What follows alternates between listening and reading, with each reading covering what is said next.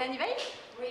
Moué Veil a 9 ans. La jeune fille est atteinte d'une malformation cardiaque qui a nécessité une intervention chirurgicale dès les premiers jours après sa naissance. Une pathologie lourde. Son état de santé impose un suivi régulier au centre hospitalier, mais aussi en Nouvelle-Zélande. Aussi, la présence de cette cardiologue et de ce chirurgien du Starship Child Health Center d'Auckland est rassurante pour sa prise en charge. Au début, c'est elle qui se déplaçait vers la Nouvelle-Zélande et la France justement pour pouvoir subir toutes ces interventions. Et là maintenant, c'est un privilège justement de recevoir toutes ces personnes qui arrivent et puis qui puissent justement la suivre, donner un suivi correct pour que nous, la famille, on puisse être au courant aussi de ce qui se passe.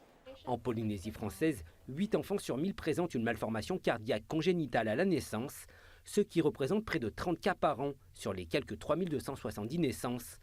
Une vingtaine nécessite une EVA-SAN pour des interventions spécialisées. Effectivement, pour les cas complexes, c'est toujours bien de pouvoir discuter en équipe.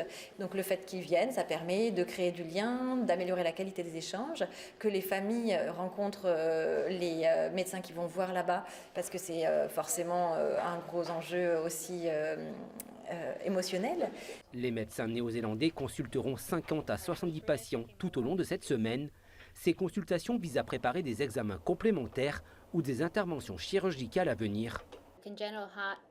La maladie de cœur congénitale est très différente de la maladie de cœur adulte. Chaque enfant, chaque adulte est différent. Leur cœur est mis ensemble d'une manière différente. Pour nous, on le voit tous les jours, mais ce n'est pas commun. Venir ici avec le chirurgien pour leur parler de la façon dont leur cœur fonctionne et de la façon dont nous pouvons le soigner, c'est vraiment important de leur partager notre expertise.